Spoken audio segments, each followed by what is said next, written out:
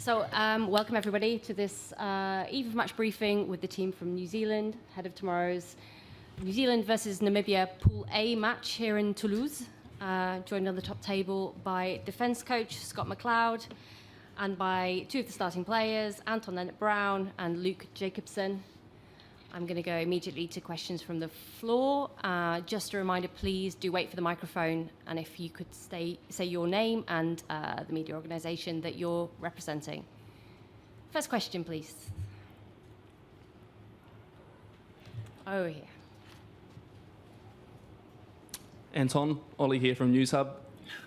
After the enormity, I suppose, of the occasion of that first match, does it feel quite good to be sort of almost away from the bright lights, smaller venue, stuff like that? Yeah, I guess in a way, obviously, the last Friday was disappointing for us. It's quite annoying.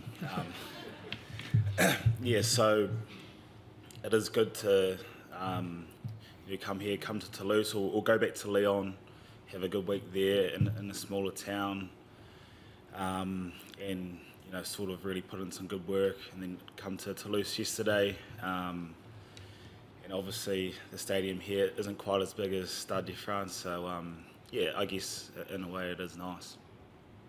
Luke, what are the shifts the forward pack have had to make this week? Yeah, I guess last week there was probably a few areas that would be cleaned up on, and particularly around the breakdown, and a little bit around discipline. There's far too many penalties. Makes it pretty tough to play rugby when you're conceding that many penalties. So, yeah, that's probably number one. Looking forward. Luke, Elliot from News Talk ZB, they've got Richard Hardwick in their pack tomorrow. He's played a bit for the Melbourne Rebels and Australian franchises. I think you've played him a couple of times. What do you know about him? Look, to be honest, this week just been focusing on myself mainly. I'm pretty excited about getting a crack in the six jersey, so just been getting excited about what I can bring to the field, and really trying to nail my job, and probably not focusing as heavily on the opposition. Scott, what's your analysis told you about the way Namibia might attack and how you can contain what they might try to do? Your first thought for me was 2019. It was 24-9 at half-time, and they played really well, and they're really physical and direct, and we expect much of the same. And if you look at the type of people they are and where they've come from, mainly a farming background, we know we're going to expect a really physical battle tomorrow, so we're prepared for that. Back of the room, please.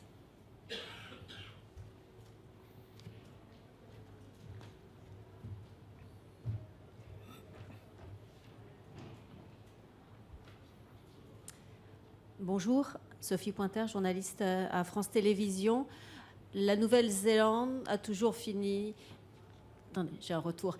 A toujours fini en tête de sa poule sur les Coupes du Monde. C'est encore votre objectif sur cette Coupe du Monde cette année?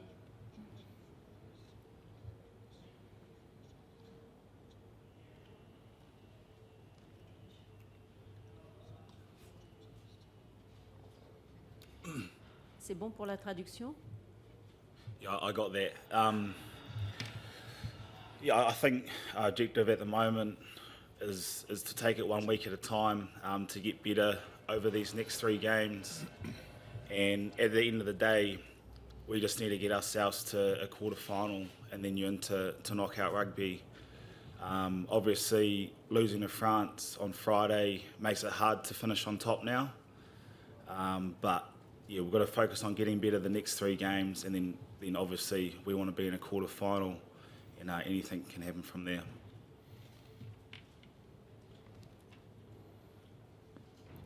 Here, please.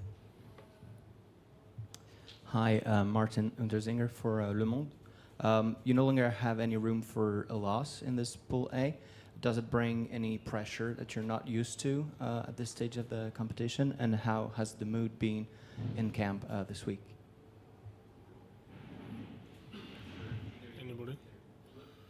Yeah, look, losing is not ideal. It's not what we go out and aim to do. was an awesome stage last week that we'd be waiting for a while, but unfortunately we didn't quite get things right. But the good thing is it's a tournament. We got more than one shot than the first opening game, and we've got a lot of time to get look at ourselves and get better as well. And look, I don't think it adds extra pressure. I think we know that we need to be winning to win this competition regardless. So I don't think a whole lot changes from now. Over here, please. Mark here from Stuff in New Zealand. Anton, one for you. You're a guy that understands and puts a lot of thought into, I guess, kind of the top 2 inches, what we call, mental strength, mental well-being, and that.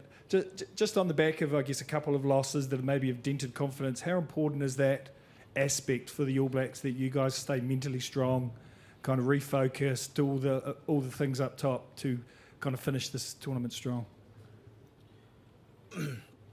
Yeah, it's incredibly important. I think, if you're a professional athlete in whatever sport, you should be putting time into your mind, and it's something that the All Blacks have done for a long time, and obviously very lucky to have Gilbert Anoka, who is around and does a lot of that work really, really well. So yes, the last couple of games have been disappointing for us, and we've got to make shifts in our game. We've got to get better, but we've stuck really tight as a group.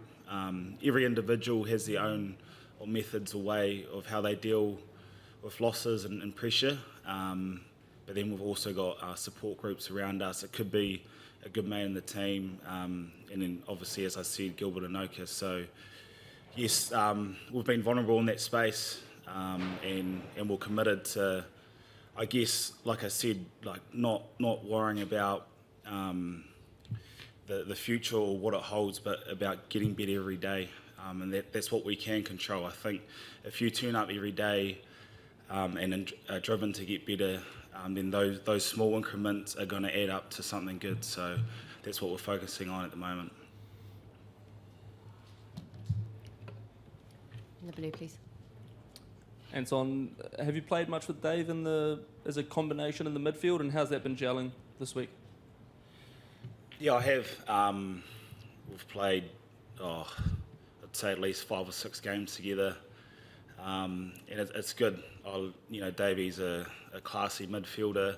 He's very skillful and his ability to put people into spaces is world class in my opinion. So I look forward to being outside him, and obviously he's got a kicking game as well, so he'll help Damo there. And yeah, I'm looking forward to playing with Davey tomorrow. Don't see any more questions. Here, sorry, in the front row.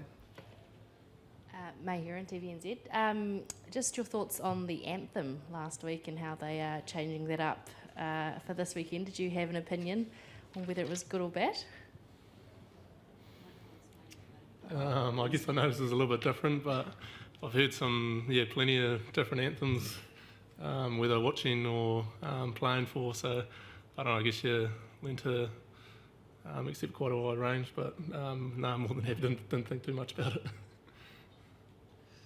I think the hardest thing about it was I was standing next to Lukey, and I could actually hear him singing. So it was the toughest thing. Do we have any more questions from the floor this afternoon?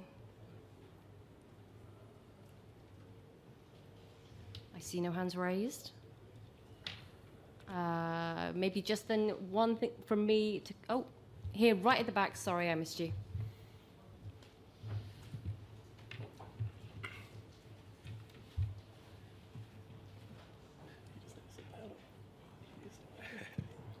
Hi, Lisa Hervé, working for Via Occitanie, French local TV.